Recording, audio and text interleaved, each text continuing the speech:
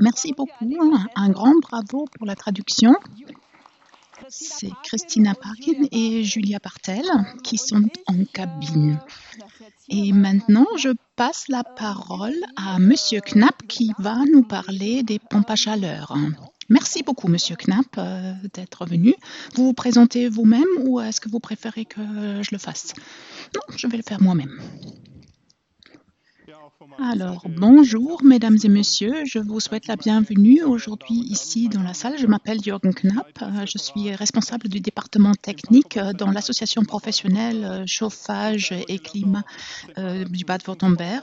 J'ai appris le métier de chauffagiste et ensuite j'ai fait des études d'ingénieur spécialisé dans le domaine. Et aujourd'hui, je m'occupe de 4 à 5 ingénieurs qui sont principalement employés dans le service de conseil, mais en tant qu'association professionnelle, nous sommes également impliqués dans les procédures de législation et d'identification de normes. Et actuellement, au mois de septembre 2023, c'est une thématique très intéressante en Allemagne.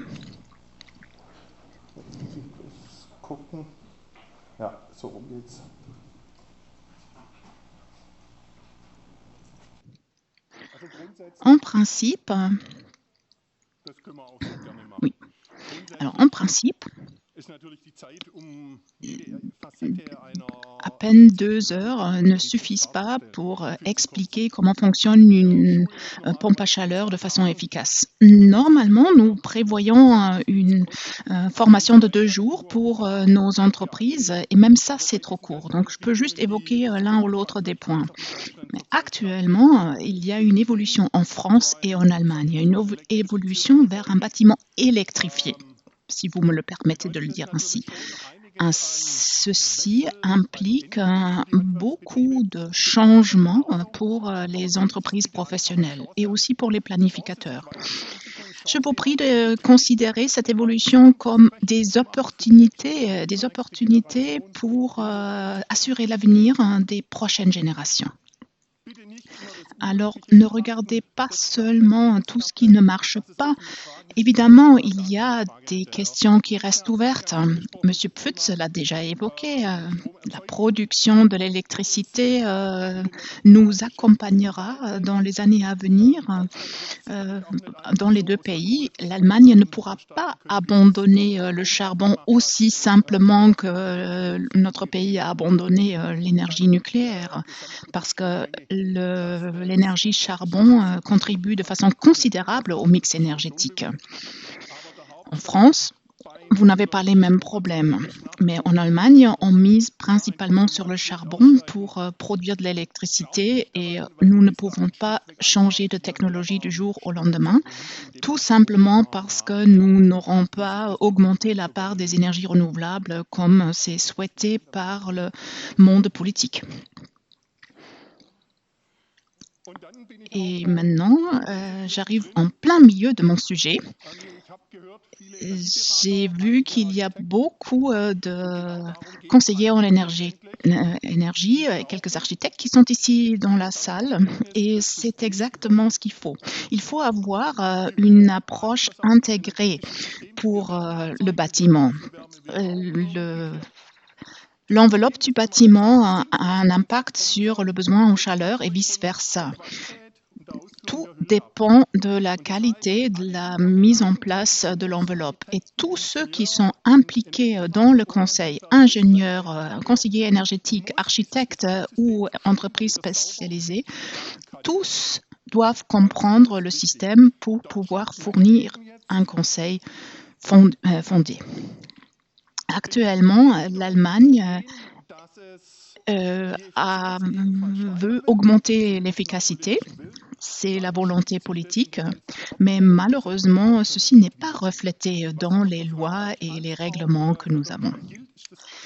Néanmoins, nous sommes tous soumis à la législation européenne et actuellement, il y a un trilogue pour la directive européenne sur le bâtiment, c'est-à-dire on discute des nouvelles législations et cette nouvelle législation est très, très compliquée. On aimerait améliorer les qualités de l'enveloppe jusqu'en 2030. On aimerait bien obtenir des rénovations jusqu'à la classe D. À mon avis, c'est très difficile à réaliser, même si à la base, c'est la bonne décision. Parce que quand on parle de l'utilisation de pompes à chaleur, nous devons connaître le besoin du bâtiment et il faut essayer de voir quelle est la température du chauffage qui est requise. Et quand il y a un besoin en chaleur réduit, je peux aussi baisser cette température. Nous avons différents cadres législatifs en Europe qui vont nous impacter. Mais la thématique des pompes à chaleur est également importante pour l'Europe. Au printemps, on avait dit on avait défini comme objectif 40 millions de pompes à chaleur jusqu'en 2030. En Allemagne, il y avait seulement 6 millions.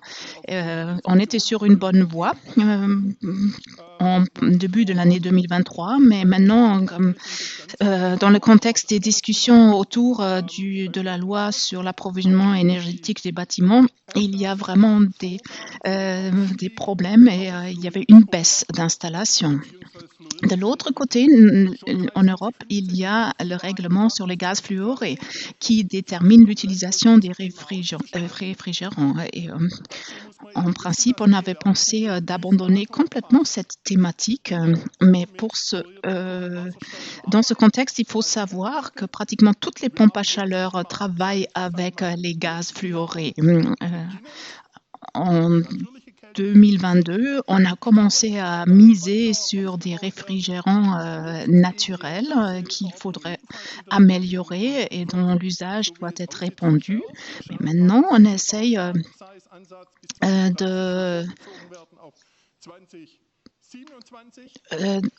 de réduire l'utilisation des gaz fluorés jusqu'en 2027. Ça, c'est anticipé. Et maintenant, tous les fluides avec les PAS, donc les perfluorés et les alcalis, des substances alcaliques doivent être réduites parce que l'Allemagne et la Norvège ont fait une demande d'interdire ces substances. Et si cela passe, même à partir de 2025,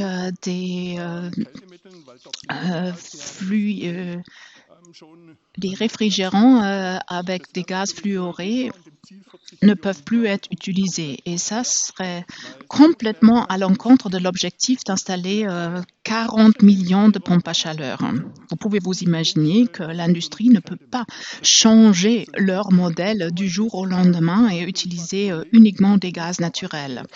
L'Europe doit réfléchir à comment gérer cette problématique, ça reste intéressant. Mais vous, en tant que conseiller, en tant qu'artisan, vous devez tenir compte d'un point. Essayez d'installer des pompes à chaleur avec des gaz naturels. Ceci a aussi un grand avantage. Ces pompes à chaleur sont beaucoup plus efficaces, coûtent plus cher évidemment, mais sont plus efficaces que des réfrigérants basés sur des gaz fluorés. Je vais encore vous expliquer à quoi c'est dû. J'avais déjà parlé sur la directive sur l'efficacité énergétique dans les bâtiments. Je vais passer maintenant à la loi sur l'approvisionnement énergétique des bâtiments. Monsieur Pfütz l'a évoqué. Vendredi, on décidera si cette loi rentrera en vigueur à partir du 1er janvier 2024. C'est très important parce que dans le contexte de cette loi, on stipule que la part des ERN doit atteindre 65%. Et la chaleur thermique, la chaleur des pompes à chaleur est une ressource renouvelable et ainsi, dès qu'on n'aura plus d'énergie fossile, le fioul ou le gaz, il faut avoir recours à une pompe à chaleur. Pas partout, parce que dans les quartiers urbains, on peut travailler aussi avec des réseaux de chaleur de proximité ou des chauffages à distance, mais partout ailleurs, je pense qu'il faudrait miser sur les pompes à chaleur. Dans les quelques cas, on peut travailler avec du bois, mais principalement, à mon avis, d'ici 2030, on utilisera principalement des pompes à chaleur. Ensuite, je vais aller un peu plus loin. En Allemagne, il y a encore une autre thématique. On a décidé, ou on va décider bientôt, que chaque commune doit créer un plan de chaleur et de chauffage. Et ce plan de chaleur décidera où et dans quel quartier on pourrait centraliser l'approvisionnement en chaleur et dans quel quartier et où on doit rester avec des sources de chaleur décentralisées. Dans ces sources de chaleur décentralisées, il faut travailler avec des pompes à chaleur. Voici la raison pour laquelle il faut se pencher sur la thématique, parce qu'aucune entreprise, architecte, planificateur ou conseiller peut en passer outre. Aucune chance. Il faut avoir compris ce système pour pouvoir fournir du bon conseil et il faut avoir une connaissance technique. Juste une information. Techniquement parlant, on peut installer une pompe à chaleur partout. Juste obtenir une température du flux de 50 à 75 degrés ne pose pas de problème. Même là où on a besoin de 120 degrés, on peut le faire. Techniquement, tout est faisable. Mais quand on regarde des maisons unifamilles, bifamilles, il y a quand même des limites concernant le coût. Il faut tenir compte du temps de travail. L'efficacité du système tout au long de l'année doit dépasser un certain seuil pour que mes frais d'exploitation soient comparables aux frais pour les énergies fossiles, le fuel et le gaz. Et si on n'arrive pas à atteindre ce seuil, ça n'a pas de sens d'installer une pompe à chaleur. Si ça n'a pas de sens, il faut ou créer un système hybride avec une pompe à chaleur et une autre source de chaleur en appui, ou il faudrait peut-être miser sur un chauffage à bois ou une autre option. Quand il y a des projets de grande envergure, j'ai plus d'options. J'avais déjà évoqué qu'il faut avoir une approche exhaustive. On avait déjà évoqué de combiner une pompe à chaleur avec une installation photovoltaïque. Ça a du sens. Pour une maison unifamiliale, quand il s'agit seulement d'une pompe à chaleur, ça ne fonctionne pas. Les coûts d'investissement sont beaucoup trop importants. Et je suis vraiment d'accord avec la personne qui a dit que ça coûte trop cher, surtout quand on regarde le cycle de vie d'un système de stockage d'électricité qui va de 8 à 10 ans. Il faut aussi regarder un peu le degré de rendement. Tout est plus compliqué. J'ai besoin d'un gestionnaire d'énergie qui harmonise le besoin et la production. Une pompe à chaleur, par contre, consomme de l'électricité et je peux peut-être le combiner avec la performance de l'installation photovoltaïque. Et je peux, par exemple, réduire le temps de fonctionnement où je peux préparer l'eau chaude en été grâce à la pompe à chaleur. Et à la période où on peut tout piloter à distance, ça, c'est tout à fait faisable. Ainsi, je peux combiner le système d'une pompe à chaleur et de photovoltaïque avec des synergies qui en découlent. Il faut faire très attention par contre parce que dans la presse, il y a un degré de rendement de 70 à 80% qui n'ont rien à voir avec la réalité sur le terrain. On arrive à un degré d'efficacité de 30 à 40% et il faut y arriver. Il faut essayer de voir si je peux me passer d'un système de stockage d'énergie. Ça marche. Ce qui est très important pour le conseil, c'est de regarder la réalité du terrain, de voir ce qui est possible en réalité et ne pas se fier à tout ce qui est potentiellement réalisable. Ainsi, je reviens à ma phrase du début, que nous avons des chances devant nous. Essayez de voir un peu plus loin. Essayez de vous former. Personne parmi nous a appris ça lors de sa formation initiale. Peu importe s'il s'agit de la qualification allemande ou de la qualification française, je dois vous dire une chose. On ne peut pas se passer de formation continue. Absolument pas. Aucun métier dans le bâtiment, de l'architecte jusqu'à l'entreprise d'installation de pompes à chaleur. Je vous prie de prendre le temps de discuter avec vos employés et de vous former. Ainsi, vous avez de belles opportunités pour l'avenir. Une pompe à chaleur. Je pense, en regardant cette image, vous comprenez très clairement comment fonctionne une pompe à chaleur. D'un côté, nous avons une source de chaleur de l'environnement, eau, terre ou air. On utilise un échangeur de chaleur pour récupérer cette chaleur. Dans le circuit se trouve un fluide frigorigène avec un point d'évaporation très faible, c'est-à-dire la chaleur de l'environnement permet de l'évaporer. Mais là, nous avons un degré de différence de la température qui est faible. Et pour pouvoir créer de la chaleur pour chauffer le bâtiment, nous avons besoin de cet élément au milieu. Ça, c'est le compacteur qui ne fait rien d'autre qu'une pompe à air pour les pneus à vélo. Tous ceux qui l'ont utilisé savent qu'il y a une certaine chaleur qui se crée à la soupape. Et ainsi, on compacte le fluide frigorigène, on produit de la chaleur qui est transmise à la deuxième partie du système. Voici un peu plus de détails. À gauche, vous voyez une pompe à chaleur RR.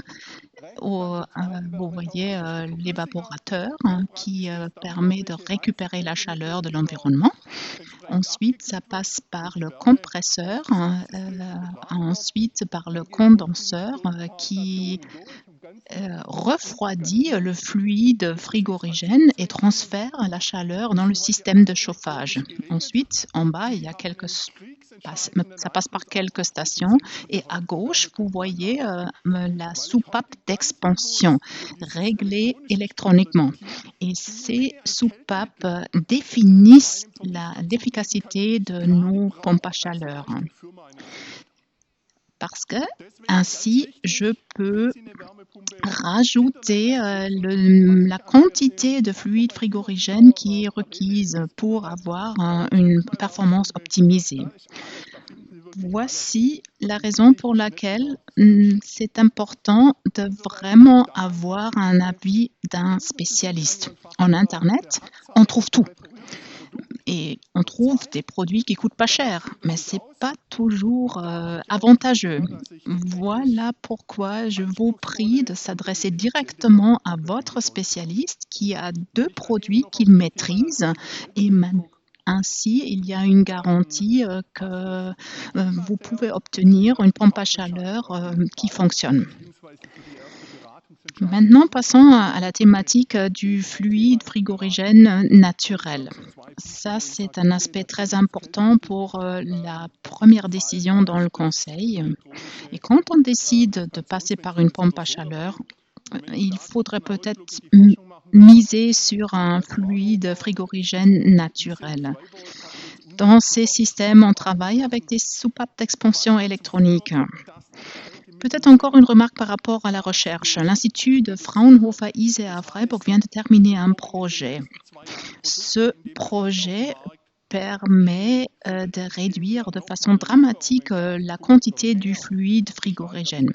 C'est-à-dire, dans les 2 années à venir, il y aura des produits qui arriveront sur le marché qui seront beaucoup plus efficaces. Pour une pompe à chaleur RR, je n'ai plus un coefficient de performance de 3, mais on arrive à des niveaux 4 ou 5. Aujourd'hui, le propane, en tant que fluide frigorigène naturel, nous permet d'atteindre un niveau de 3 ou de 4 dans le bâtiment existant, non rénové. Je passe outre le circuit de refroidissement parce que je veux arriver à ce diapo. Là, vous voyez le principe de fonctionnement d'une pompe à chaleur. Vous voyez au milieu le cône et tout ce qui est en bas est la vapeur humide. À droite, c'est le fluide frigorigène complètement sous forme de gaz. Et ça a une influence sur l'efficacité. En bas, vous voyez les zones A et B. A, ça c'est la quantité d'énergie que je peux récupérer de l'environnement. Et maintenant, il faut savoir jusqu'à quel point je peux utiliser la partie B. Parce que B doit être organisé par l'électricité que je prends du système.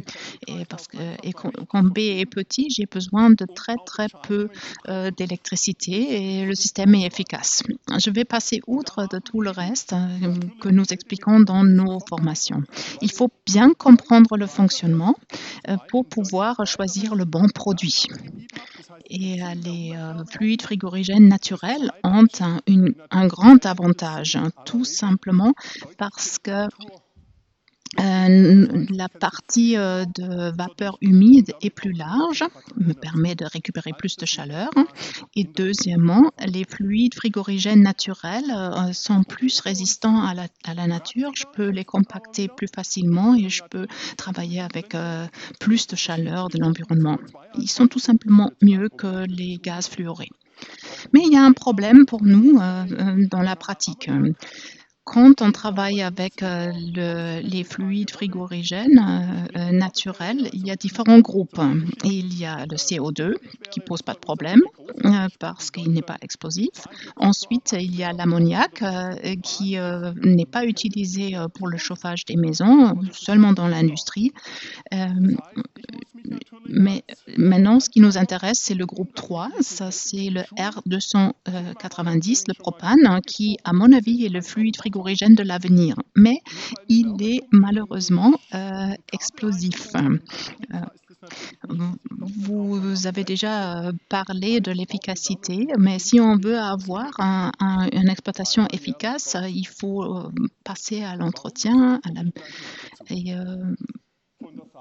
Quand on a donc une pompe à chaleur, il faut avoir un service technique annuel. Pourquoi? Je vais vous l'expliquer ultérieurement. Nous, en tant qu'entreprise spécialisée, avons besoin de formation dans l'utilisation des fluides frigorigènes de la catégorie 3. Nous allons commencer à organiser des formations chez nous à l'association professionnelle parce que c'est nécessaire pour pouvoir utiliser ces pompes à chaleur. Tout à l'heure, on a discuté la qualification requise. Quand je dis requis, je ne veux pas dire légalement que requis, mais c'est dans l'intérêt de mon client que moi, en tant qu'entreprise, j'ai suivi des formations. Tout à l'heure, je vous ai parlé du coefficient de performance annuel. Alors, qu'est-ce que c'est le coefficient de performance annuel? Quand vous devez décider quelle pompe à chaleur acheter, vous comparez différents produits. Et là, il faut savoir ce qui se cache derrière certains chiffres. Alors, le cadre devrait seulement couvrir la pompe à chaleur. Malheureusement, ça s'est un peu déphasé. Mais ça, c'est le premier chiffre qui nous intéresse, c'est le coefficient de performance ou le SCOP. Et le deuxième cadre, il va là, qui devrait couvrir la partie jaune. Ça, c'est la partie qui couvre la pompe à chaleur et le besoin en électricité pour récupérer de la chaleur. Et ça, c'est une valeur qui est nécessaire pour comparer les différents types de pompes à chaleur. Par exemple, une pompe à chaleur OER ou RR ou eau glycolée. Parce que pour une pompe à chaleur qui travaille avec de l'air, cette valeur de COP tient compte de l'électricité. Par contre, quand j'ai une machine qui fonctionne avec de l'eau et eau glycolée, le coefficient de performance ne reflète pas la consommation d'électricité dans ce cadre jaune. Ainsi, la comparaison est un peu faussée quand vous regardez juste la documentation et quand vous regardez juste ce qui est requis par normes européennes. Ça, c'est un point qu'il faut savoir quand on prend une décision par rapport au système. En principe, il faut savoir que la météo change tout au long de l'année et en hiver, quand l'air refroidit, j'ai une perte d'efficacité. Mais ceci ne veut pas dire que toute mon installation ne fonctionne plus. J'ai juste besoin de plus d'électricité. L'avantage de la récupération de la chaleur dans l'air, dans l'eau ou dans la terre, j'ai le même niveau de température, ce qui permet un coefficient de performance annuel plus élevé. Quand je travaille avec une machine qui récupère la chaleur de l'air, je dois compter sur des températures de moins 10, par exemple, qui doivent être compensées par l'électricité. Mais la décision est à vous. J'aimerais vous expliquer qu'est-ce qui se cache derrière le coefficient de performance. C'est ce calcul que vous voyez ici, c'est la performance de chaleur divisée par la puissance électrique et la valeur indique la relation. Quand vous avez un indicateur de 4 qui vous dit qu'à ce certain point de fonctionnement, la relation s'élève à 4. Et ça, c'est un point très important. Cette valeur se réfère à un seul certain point de fonctionnement et celui-ci est normé. Pour l'eau glycolée, c'est 0 degré. Le système a une température de flux 35 degrés. Pour l'air, c'est à 10 normalement. Et pour l'eau, je ne me souviens pas tout à fait, je crois que c'est W10 et W35 et pour l'air, c'est A2 et 35. C'est ça. Cette valeur SCOP se réfère seulement à un certain point de fonctionnement. Ça ne m'informe pas sur l'efficacité tout au long de l'année. C'est un point clé, mesdames et messieurs. Il faut informer le client de cette information également. Le coefficient de performance annuel est un calcul tout au long de l'année. Quelle est la chaleur récupérée tout au long de l'année et quelle est l'électricité requise pour cette performance? J'ai une recommandation pour toute personne qui utilise une pompe à chaleur. Fais un bilan mensuel et si tu fais un compte rendu d'année en année, tu peux identifier également des pannes. Ce n'est pas compliqué avec des systèmes électroniques. Parce que si la météo ne change pas et je vois que mon efficacité baisse, le coefficient de performance ou mon coefficient de performance annuel, je peux voir très vite qu'il y a quelque chose qui ne marche pas. Tout à l'heure, on a parlé de SG Ready et à partir de l'année prochaine, c'est une caractéristique qui est requise due à des modifications législatives. À partir de 2024, les pompes à chaleur doivent être SG Ready, c'est-à-dire j'ai une interface qui me permet de récupérer les données et de les représenter graphiquement. C'est un outil parfait pour l'utilisateur ou pour l'expert d'identifier des défaillances potentielles. Ça, c'est une option tout à fait très intéressante qui permet d'observer l'efficacité tout au long de l'année. OK. Là, c'est un graphique qui représente le coefficient de performance annuel. J'avais déjà dit que vous pouvez utiliser des pompes à chaleur dans n'importe quel bâtiment, même dans l'existant, mais il faut tenir compte des coûts d'exploitation. En bas, vous voyez un graphique avec la température à lait entre 35 et 60 degrés et en bas, la consommation électrique. Et vous voyez que pour une température froide, la consommation électrique augmente. Si on veut avoir une exploitation efficace, il faut baisser cette température à lait. Il faudrait la baisser en deçà de 50 degrés. Ça serait l'optimum. Nous parlons d'une valeur seuil minimale de 55 degrés.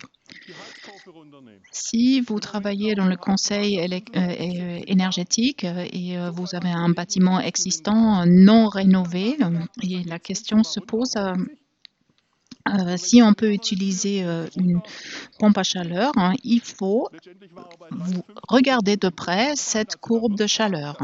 En ce moment, chez moi, j'ai une température à lait de 55 degrés.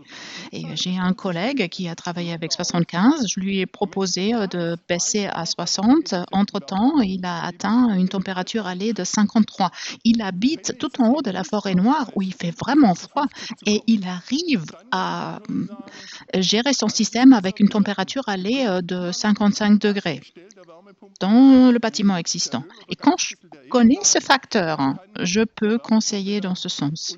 Quand ce n'est pas possible de travailler avec une température de 55, je pense que c'est plus utile de travailler avec un système hybride ou bivalent, avec une chaudière supplémentaire qui seconde la pompe à chaleur et qui permet une efficacité tout au long de l'année.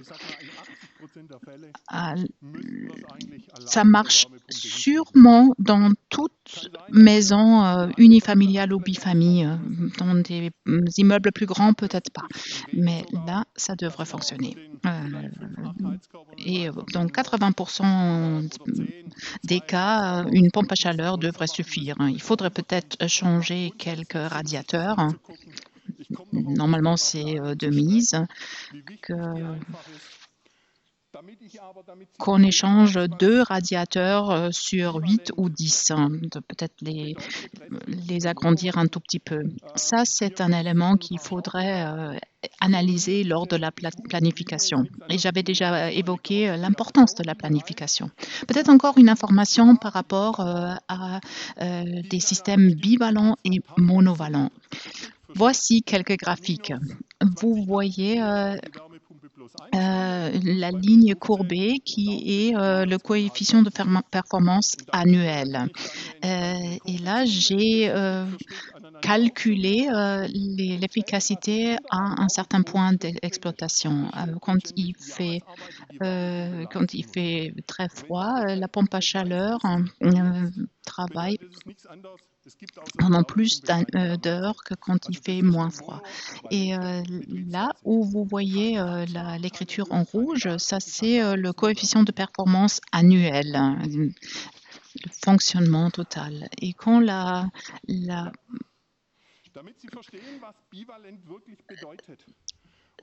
Et dans la partie à droite, vous pouvez travailler uniquement avec la pompe à chaleur. Ça marche et c'est un système monovalent. Pour vous comprendre le point de bivalence, j'aimerais bien vous expliquer ce graphique. Ça, c'est très important pour l'efficacité de cette installation. Il faut trouver le point à partir duquel il faut rajouter un deuxième système, peu importe lequel, mais il faut connaître le point de bivalence. Il faut le dimensionner correctement. La ligne jaune, c'est une courbe de chauffage pour mon bâtiment. Qu'est-ce que ça veut dire? Quand est-ce que mon chauffage démarre et quelle est la valeur nominale que j'aimerais obtenir pour la température la plus basse typique pour la région. Et ça, c'est le premier facteur. Je pourrais peut-être changer cette courbe si je change par exemple la valeur seuil de chauffage. Est-ce que j'ai besoin de 20 degrés, même dans un bâtiment existant? Ça, c'est une décision que chaque client doit prendre individuellement, mais on peut conseiller. On peut lui demander s'il a vraiment besoin de 20 degrés. Peut-être il peut vivre avec 17 degrés, 18 degrés. Vous ne devez pas agir comme moi. Moi, je peux vivre avec 20 kWh par mètre carré. C'est un bâtiment qui a 18 ans et qui est bien isolé. Ça marche. Nous commençons la période de chauffage quand il fait moins de 12 degrés à l'extérieur. Ma femme doit le supporter. Et à droite, vous avez la température extérieure. À gauche, vous avez la température extérieure. À droite, ma valeur seuil pour le chauffage. Et là où la ligne grise passe pour la ligne jaune, ça, c'est mon point de bivalence. À partir de ce point-là, la pompe à chaleur ne suffit pas quand elle travaille toute seule. Et maintenant, il faut essayer de voir où positionner ce point. Tout dépend aussi de la pompe à chaleur. Une pompe à chaleur qui travaille avec la terre ou avec de l'eau fonctionne autrement que des pompes à chaleur RR. Et ces derniers sont plus soumis à la température de l'extérieur. Quand la température augmente, la performance de ma machine augmente également. Mais ma machine est dimensionnée pour la journée la plus froide. Il faut que je trouve donc un équilibre pour le dimensionnement de la machine, pour qu'elle fonctionne à la fois pour des températures froides que pour des températures chaudes. Ça, c'est le point de bivalence. Ça veut dire que les machines des pompes à chaleur RR sont toujours bivalents avec un chauffage électrique en parallèle. Là, vous avez une bivalence en parallèle. Ça veut dire jusqu'à un certain point, la pompe à chaleur suffit. Et à partir d'un certain point, la deuxième source de chaleur rentre en compte. Et les pompes à chaleur eau et eau glycolée sont toujours monovalents. On peut miser sur un modèle alternatif au point A, la pompe à chaleur fonctionne et à partir de ce moment-là, j'ai besoin de ma deuxième source de chaleur. Et il faudrait que les deuxièmes éléments devraient avoir un coefficient annuel de 1 à 3%. Oui, il faut payer un peu d'électricité pour une période donnée, mais il faut évaluer le système au complet. Et quand vous lisez dans la presse qu'une pompe à chaleur RR n'est pas efficace quand il fait froid, oui, mais c'est quelques heures par année. Et c'est quelques heures par année où vous avez besoin d'une deuxième source de chaleur. Et ça n'a qu'un impact très, très faible sur le coefficient de performance annuel. Pour le bâtiment existant, on peut atteindre des niveaux de 3, voire même 3,5. Il y a également un mode opératoire qui est bivalent et partiellement parallèle où Je travaille d'abord avec la pompe à chaleur, après avec les deux et après peut-être tout seul. Mais ça, ce n'est pas un cas typique pour des petites maisons unifamiliales. J'ai déjà parlé des sources de chaleur pour les pompes à chaleur. Je l'ai déjà évoqué, mais ça, c'est une thématique très, très importante pour les nuisances sonores, pour la protection de la nappe phréatique, par exemple, ou la qualité de l'eau. Mais ça, c'est une thématique qui est beaucoup trop complexe pour le peu de temps qui me reste. Mais il y a un autre aspect que j'aimerais bien reprendre. L'importance de la planification. Vous ne pouvez pas obtenir un système de chauffage efficace sans une planification bien réfléchie. J'espère que vous avez compris que ça n'a rien à voir avec la pompe à chaleur. Peu importe votre source de chaleur, une chaudière à bois, une chaudière à combustible ou une pompe à chaleur a besoin d'une planification détaillée. Et quand je dis détaillé, ça ne veut pas dire que je fais un calcul au pif et que je regarde la consommation. Non, tout dépend de l'utilisateur. Vous ne pouvez pas dimensionner un système de chauffage selon la consommation, mais vous pouvez l'adapter aux besoins du client. La valeur seuil pour le chauffage et le point de bivalence doit être calculé selon les besoins du client. Mais le dimensionnement n'a rien à voir avec l'utilisateur. C'est-à-dire, il faut d'abord faire le calcul de la charge thermique. Ça prend un peu de temps. C'est un important aspect dans le conseil qui doit être rémunéré parce que ce calcul dure toute une journée. Il faut récupérer les données sur place, il faut calculer. Même une journée me paraît juste. C'est-à-dire, il faut payer pour ce calcul de la charge thermique. Pour une maison unie ou bifamille, il faut dépenser entre 1 000 et 2 000 euros. Et le client doit savoir qu'il faut dépenser cet argent. Parce qu'assez souvent, il dit « Ah non, non, non, je n'ai pas besoin de ça ». Et voici pourquoi je lance mon appel à vous. Une planification a besoin de temps, a besoin de travail et ce travail doit être rémunéré. Deuxième aspect, c'est le calcul du réseau de conduite. Nous parlons du bâtiment existant. Le réseau de conduite existe déjà. Il faut faire quelques présuppositions. Un expert, un artisan sait de quoi il parle. Il peut faire ses présuppositions correctes.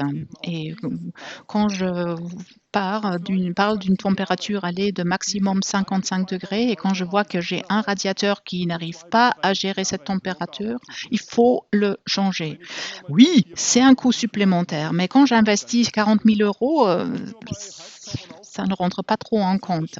C'est un système qui va être exploité pendant 20 ans minimum et ces 2 000 euros ne sont pas très importants.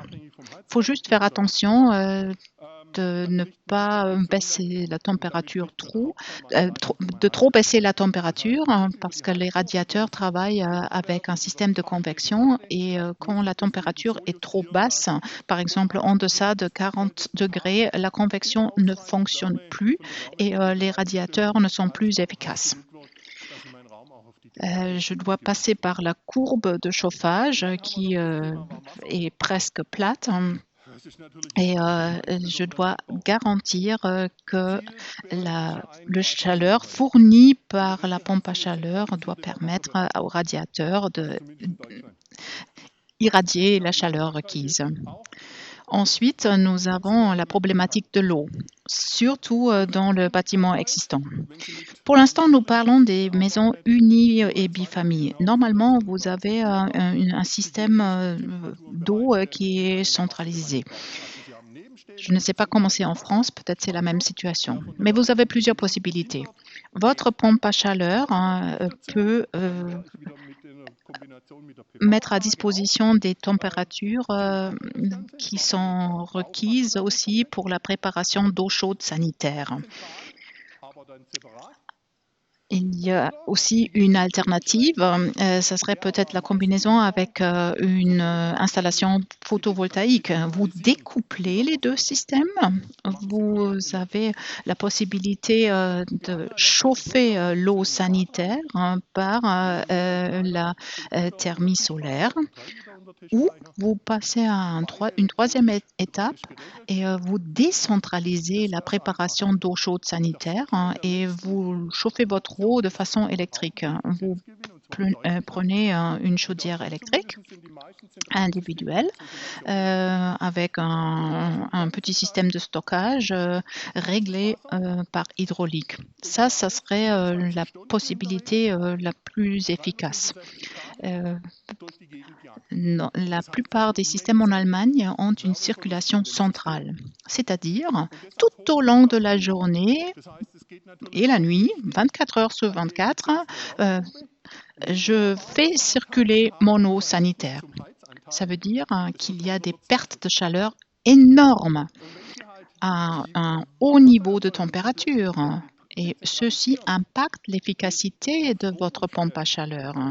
Et plus grand est la part d'eau chaude sanitaire par rapport à la performance de chauffage, le système devient inefficace. Et si vous décentralisez votre préparation d'eau chaude, vous n'avez plus besoin de cette circulation. Mais ça veut dire que vous devez faire des travaux majeurs au niveau des conduites. Et vous avez également besoin d'un électricien qui doit vérifier si cette performance supplémentaire est possible pour la maison. Il doit parler avec l'énergéticien pour voir si la capacité électrique est disponible. Mais si vous êtes prêt à modifier votre système, ce serait la meilleure option d'un point de vue énergétique et hygiénique.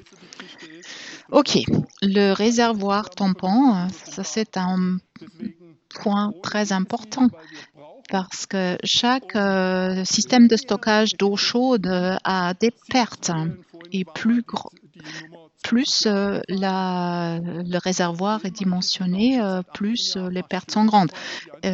Tout au long de l'année, nous avons besoin d'un système qui fonctionne pendant tout le cycle de vie. J'avais dit qu'un tel système doit être installé pour 20 ans.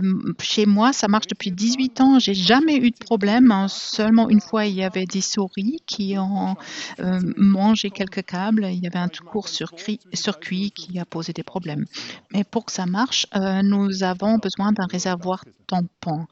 Et si je vous demande si vous savez combien de fois votre chaudière à gaz s'allume et s'éteint, je peux m'imaginer que vous ne le devinerez jamais. C'est entre 30 000 et 50 000 démarrages et arrêts tout au long de l'année. Ça use, c'est-à-dire chaque producteur a un temps d'exploitation minimum qui a un impact sur le réservoir tampon. L'année prochaine, ça changera encore parce que le système va décider si la pompe à chaleur fonctionne ou le système supplémentaire. Ensuite, nous avons le temps de durée de démarrage de la pompe à chaleur. Chaque pompe à chaleur a une certaine durée de démarrage qui est prédéfinie. Vous ne pouvez pas le modifier. C'est entre 5 à 10 minutes selon le producteur. Et pendant cette période-là, la pompe à chaleur doit se débarrasser de cette chaleur. Et si votre valeur seuil pour le chauffage se trouve à 20 degrés, vous n'avez pas besoin de chaleur. Et si vous avez une machine avec une performance entre 7 à 11 kW, la machine doit avoir une possibilité de se débarrasser de cette chaleur. Ça, c'est le rôle du réservoir tampon qui va garder ça et qui permet à la machine de compenser la durée de démarrage et de fonctionner pendant la période de minimum qui prédéfinie. Le bilan. Le bilan maintenant. J'étais peut-être trop rapide et je reste à votre disposition pour répondre à vos questions. J'ai sauté quelques diapos que j'avais préparés, mais peut-être prenons un peu de temps pour le bilan. Les pompes à chaleur peuvent être utilisées de façon efficace dans des bâtiments anciens. Deuxièmement, nous avons besoin d'une planification détaillée sur les besoins en chaleur, le comportement du client, etc. Troisième point, vous avez besoin d'un équilibrage hydraulique. Ceci est obligatoire. Et comme j'ai dit, j'arrive en plein milieu de mes calculs. Et quand il s'agit du conseil énergétique, je dois parler franchement avec mon utilisateur et je peux lui dire qu'en baissant la température d'1 degré, j'ai des économies d'énergie de 6%. J'ai travaillé en tant que conseiller pendant longtemps. Au bout d'un moment, je l'ai abandonné, mais j'ai aussi accompagné des grands projets. Les grands projets ne posent pas de problème, mais il y a des particuliers qui chauffent à 24, 26 degrés et après ils se plaignent de leur coût d'énergie. Et il faut leur faire comprendre qu'ils ont un rôle à jouer. Et beaucoup d'utilisateurs ne comprennent pas ça. Mais c'est à vous de leur faire comprendre cet aspect-là. Il y a également un autre point, la température de l'eau. Il faut savoir que l'hygiène prime pour l'eau chaude sanitaire. La Légionelle existe partout, dans une petite maison et dans une grande maison. Et quand j'ai une préparation d'eau chaude sanitaire centralisée, la pompe à chaleur doit être capable d'assurer l'hygiène de cette eau.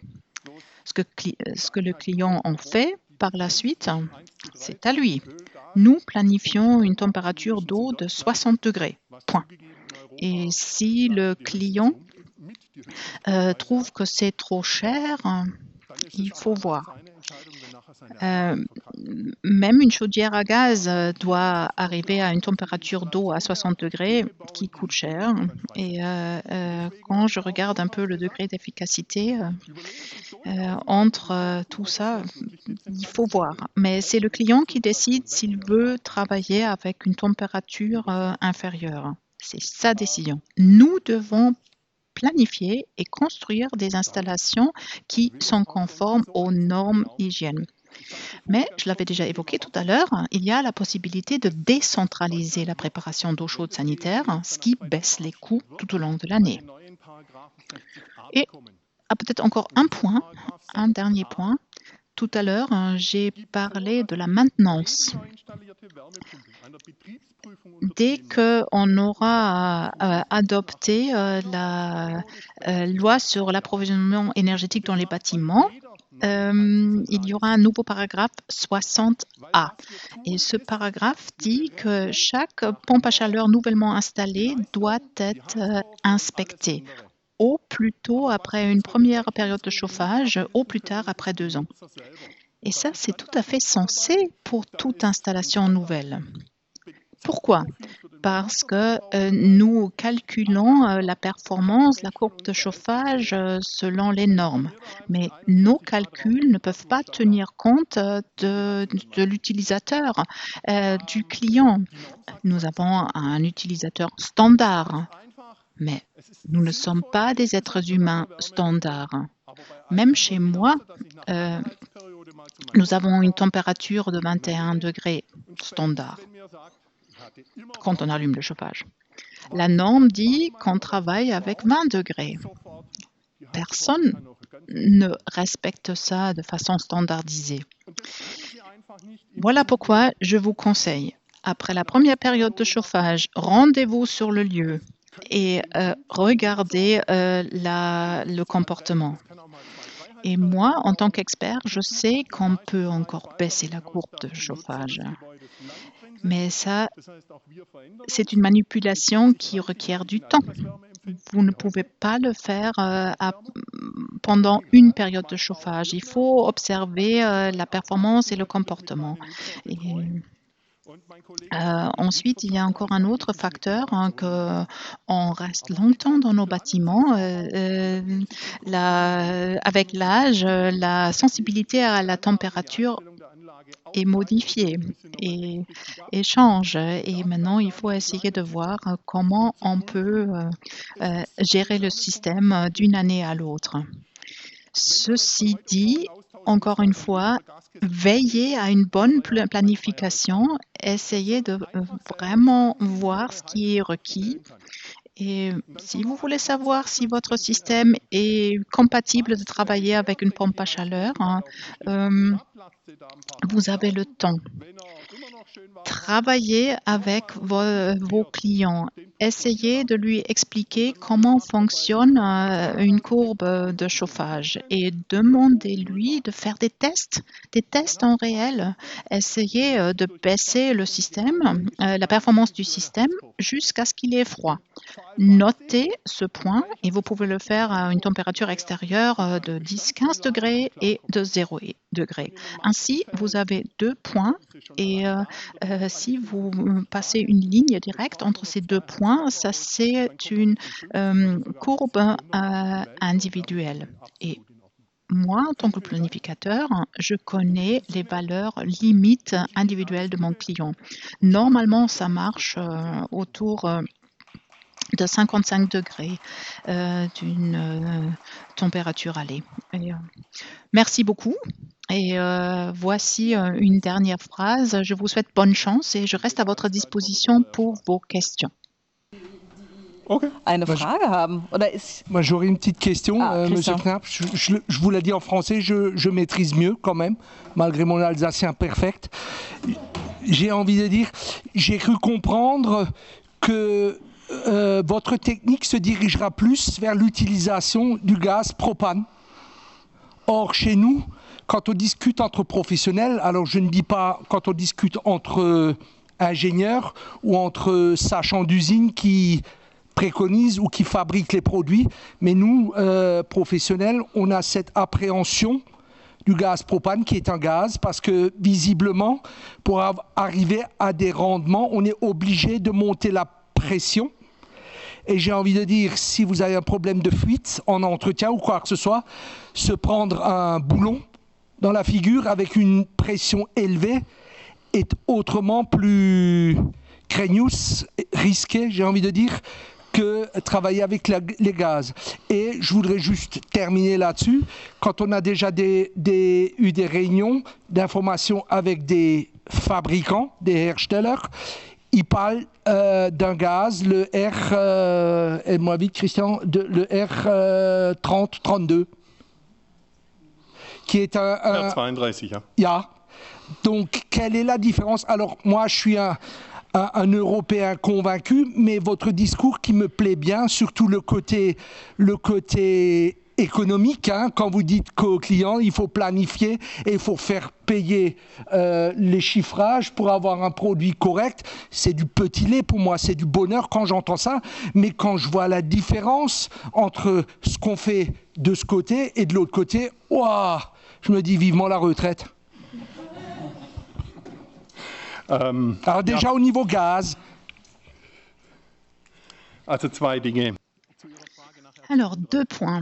Tout d'abord, votre question concernant le R32. L'R32, c'est un mélange de fluide frigorigène composé de R410A et de propane. La relation est de 80 à 20 ou de 90 à 10. Tout dépend du producteur. Ça, c'est le R32 qui contient également du propane. Deuxième point. L'Union européenne aimerait baisser l'utilisation des fluides frigorigènes et elle réduit également le potentiel de réchauffement planétaire. Cette valeur sera baissée à 650. Le R32 peut tout à fait gérer cette nouvelle valeur parce que ce matériau a été dimensionné pour les 650. Mais quand on regarde le calendrier pour le règlement des gaz fluorés, je considère le R32 comme une matière transitoire. Et dès que l'Union européenne baissera le potentiel de réchauffement à 150, le R32 n'est plus assez efficace. À mon avis, nous sommes obligés de travailler avec quelque chose d'efficace dans les maisons unies bifamilles. En ce moment, on essaye de créer également des pompes à chaleur avec plus d'efficacité, jusqu'à 100 et 150 kW. Ça va évoluer. En ce qui concerne vos soucis, je ne suis pas tout à fait d'accord. Oui, nous avons besoin de plus de pression pour atteindre les températures requises. On n'arrive pas avec une machine, avec une étape qui peut atteindre un maximum de 58 degrés. Et à 58, j'ai déjà un problème d'hygiène. J'ai besoin d'avoir recours à l'élément chauffant pour la préparation d'eau chaude sanitaire. Et quand j'ai une forte consommation d'eau chaude, ce n'est pas rentable. Donc l'efficacité n'est pas acceptable. Et concernant la sécurité, je dois dire oui, c'est un gaz inflammable qui est renfermé dans un circuit fermé, hermétiquement. À partir de 2024, en Allemagne, le producteur de la pompe à chaleur doit pourvoir un contrôle du niveau de remplissage du fluide frigorigène. Ainsi, on peut détecter des fuites. Et je peux également faire un contrôle visuel, mais à mon avis, il n'y a pas de danger. Pendant longtemps, je me suis occupée du service technique et je ne vois pas de dangerosité à ce niveau-là. Ce qui est tout à fait nécessaire, c'est la formation. Et chaque producteur peut former les employés dans le service technique. Même chez nous, nous faisons des formations approfondies. C'est un cours spécialisé pour les fluides frigorigènes, dont le R32. Le R32 est un produit de la catégorie A qui a juste une partie de produits inflammables. Mais nous avons aussi le travail de recherche de l'Institut Fraunhofer. Ils ont développé une pompe à chaleur qui fonctionne avec 13 grammes par kilowatt.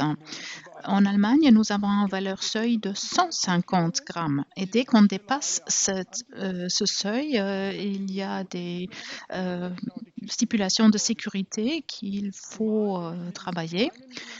Après, on peut installer cette pompe à chaleur. Mais quand je peux travailler avec des petites quantités telles que développées par le Fraunhofer, je peux utiliser cette pompe à chaleur aussi au niveau de l'étage. Je n'ai plus besoin d'un élément chauffant pour l'eau chaude et je peux le mettre en tant que remplacement. Et finalement, même les grands immeubles avec le chauffage à l'étage peuvent travailler avec des pompes à chaleur. À mon avis, d'ici 2-3 ans, les producteurs auront développé des modèles matures pour la production en série, mais à mon avis, le propane ne pose pas de problème. Oui, il faut veiller à certains points, il faut suivre des formations, mais c'est tout. Merci. Bonjour, j'ai une petite question. Alors, vous avez parlé pour l'eau chaude que le plus performant serait d'avoir des tout petits ballons de 5 litres dans la salle de bain. Mais quand cela n'est pas envisageable, qu'est-ce que vous préconisez entre soit une pompe à chaleur qui fait chauffage et aussi eau chaude, ou dissocier les usages, pompe à chaleur pour le chauffage et ballon thermo pour l'eau chaude? Qu'est-ce qui est les plus performants et aussi en durée de vie du matériel, en coût de fonctionnement également.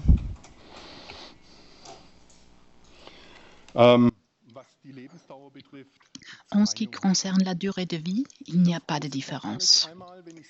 Le grand avantage de la décentralisation est de supprimer les pertes d'un système centralisé. Et de l'autre côté, ma pompe à chaleur peut être utilisée uniquement pour la production de chaleur. Et je n'ai pas besoin d'une température à lait très élevée, ce qui améliore aussi l'efficacité de mon système. Et comme je n'ai plus besoin d'un système de distribution pour mon élément centralisé, j'ai un autre gain d'efficacité. Je n'ai plus besoin de maintenir la température du réservoir à 60 degrés parce que les éléments chauffants ont un réglage hydraulique. Quand vous ouvrez un robinet, vous avez un peu de débit. Et la consommation d'électricité est liée directement au débit. Quand j'ai peu de débit, j'ai peu de consommation électrique. Quand j'ai une douche de luxe qui consomme 35 litres à la minute, je dois chauffer l'eau à tue-tête pour vraiment bien alimenter ma douche. Mais dans l'ensemble, je peux dire que vous avez un gain d'efficacité pour le chauffage, pour la préparation d'eau chaude sanitaire et vous avez un gain en hygiène. Vous avez seulement des petites parties des conduites qui sont alimentées en eau chaude et les légionelles n'ont pas le temps de se reproduire. Tandis qu'un système centralisé doit avoir une température très élevée pour éviter les légionelloses. Est-ce que ça répond à vos questions? Oui, c'est ça. Merci. Good. J'en ai encore une, il faut m'excuser. Quand vous voyez on voit tous effectivement où on veut arriver. Donc on a cette chance d'avoir au-dessus de nous l'Europe qui donnera des directives, je suppose. Mais quand vous regardez, je ne sais pas comment ça se passe chez vous en Allemagne, mais chez nous en France, oui, on a des industriels qui fabriquent des pompes à chaleur, mais, en anglais, le compresseur, le cœur de la pompe, ça vient des pays du soleil levant. Donc, comment nous, petite Europe ou petit artisan ou petit industriel, on peut essayer, j'ai pas envie de dire de forcer la main au géant qui vient de là où le soleil se lève, mais comment ça va s'harmoniser tout ça? Si eux, définitivement là-bas, ils disent, non, chez nous c'est comme ça, point à la ligne, vous prenez nos compresseurs, vous faites, vous prenez pas nos compresseurs, vous faites pas. Est-ce que vous pensez qu'à l'avenir, on puisse avoir un consortium ou une équipe européenne avec toutes les compétences nécessaires, comme pour Airbus, hein? Est-ce qu'on pourra avoir ça pour qu'on ait de nouveau, j'ai envie de dire, une souveraineté des pompes à chaleur? I have a dream. Hein? Also, bei dem Traum schließe ich mich absolut an. Je suis Glaube ich aber entièrement nicht daran. d'accord avec Wir haben votre rêve, global mais gesehen, je sag ich n'y mal, crois eine pas. Handvoll Verdichterhersteller. Globalement, Wenn il ich y a gerade auch jetzt, Sie quelques haben Deutschland rares angesprochen, producteurs de sehe, dass der compresseurs. größte, Vous avez oder évoqué größte l'Allemagne alleinige et Heizungshersteller, actuellement, nämlich die Firma le Wismar, plus das Joint grand Venture mit einem producteur de amerikanischen chaudières Großkonzern gesucht hat, cherche un gefunden hat. joint venture Warum hat es avec un Wismar grand gemacht? groupe Für mich der américain. einzig logische Je me pose des Schlussfolgerung, questions. richtige Weg Pourquoi auch. ils ont fait ça? Sie Je sagten es, der crois Verdichter qu'ils ist das ont Herzstück. pris la bonne décision. Und Vous venez de wenn le ich aber dire, nicht le Richtung compresseur Osten will, est dann muss ich l'élément eben Richtung clé Westen de la gehen. technologie. Et Und quand on inwieweit sich ne veut pas vielleicht s'orienter mal vers ein l'est, paar il faut s'orienter vers europäische l'ouest. Wärmepumpenhersteller zusammentun und Et eine eigene est-ce Verdichterproduktion que des aufbauen, producteurs würde de ich mich pompes à riesig chaleur drüber freuen, européens vont se sehe den Weg aber im réunir Moment nicht, pour weil investir dans la die Kompetenzen recherche einfach des woanders sind, compresseurs? da viel Je ne Geld crois pas, investiert je werden ne vois pas. müsste, Les richtig compétences viel sont Geld. ailleurs, il Und faudrait investir investir bleibt ein des globaler sommes Markt. Wir streiten énormes. über jeden Euro an dem Il Produkt. s'agit d'un marché Und global. soll es eigentlich Nous nicht sein, ist nous aber so. Und insoweit disputons autour de chaque habe ich die euro pour le Befürchtung, dass es bei dem produit. Traum bleibt. Ça ne devrait pas Aber être ich comme bin bei ça, dem mais Traum c'est comme dabei, ça. Alors, definitiv. je crains Merci. qu'on va garder le rêve en tant que rêve. Mais je vous joins. Merci. Ah, si. Oui, il y a Die encore une 40 question. Millionen Wärmepumpen bis Vous avez 2030, ist das parlé bezogen de auf 40 weltweit? millions Nein, de pompes à Europa. chaleur jusqu'en Wie 2030. viel Est-ce que c'est un werden chiffre jetzt mondial im ou Moment non? europaweit C'est un chiffre eingebaut, européen. aktuell?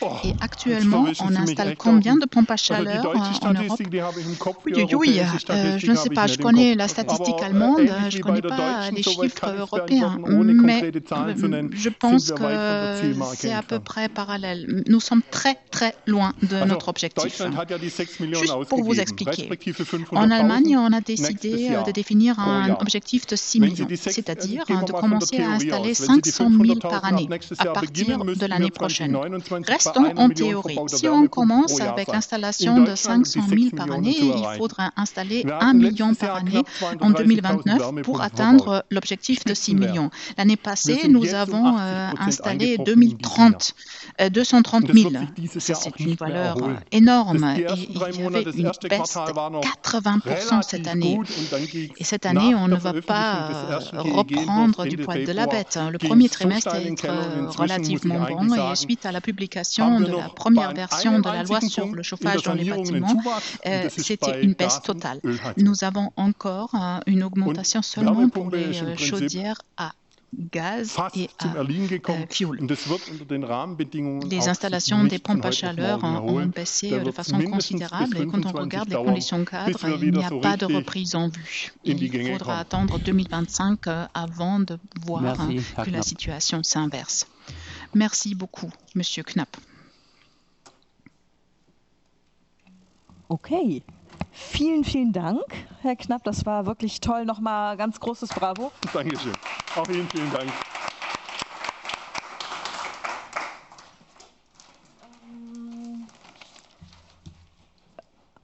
Je fais très court. Merci beaucoup pour votre présence, votre écoute, vos questions. Merci pour les intervenants. Ça a été extrêmement intéressant. J'ai appris plein de choses. Et ce qui restait vraiment très fort chez moi dans la tête, c'est besoin de formation. Si on ne veut pas que le propane nous pose des problèmes, si on ne veut pas que le photovoltaïque s'enflamme, formation. Je tiens quand même beaucoup à dire, on a parlé aujourd'hui de pompe à chaleur et de photovoltaïque, je tiens très fort à dire, c'est le premier pas, c'est la rénovation et merci de parler dans ce sens, toujours quand vous parlez avec vos clients, réduire les besoins. Et M. Knapp a beaucoup parlé pour réduire les besoins en planifiant. Et ça a été très intéressant aussi, je trouve, de baisser la température selon les besoins vraiment de l'utilisateur. Il a très bien fait la différence entre eau chaude et chauffage et le problème de légionellose, pardon. Oui, très très intéressant. Pensez, en fait, on a un problème, on a très peu parlé aujourd'hui, c'était la volonté de ne pas parler de ça, mais on a très peu parlé de, si on fait tout en électricité, on aura un problème de la production électrique, en France et en Allemagne, les deux pays. Du coup, réfléchissez quand même, regardez quand même dans les bâtiments où vous faites du conseil, quand vous intervenez, regardez s'il n'y a pas des alternatives aussi. Il n'y a pas que ces deux systèmes. À voir. Michael a bien dit, la biomasse en Allemagne, elle n'est pas très promue, mais à voir s'il y a autre alternative. Voilà. Est-ce que cette conférence, qu'est-ce que vous avez appris? Qu'est-ce que ça change dans vos pratiques, dans vos réflexions? Rentrez à la maison, regardez vraiment qu'est-ce que vous faites tous les jours, comment vous conseillez vos clients, qu'est-ce que vous faites dans les projets. Voilà. Sur ce, je vous souhaite une magnifique soirée. À très bientôt. Suivez-nous. Inscrivez-vous dans les conférences.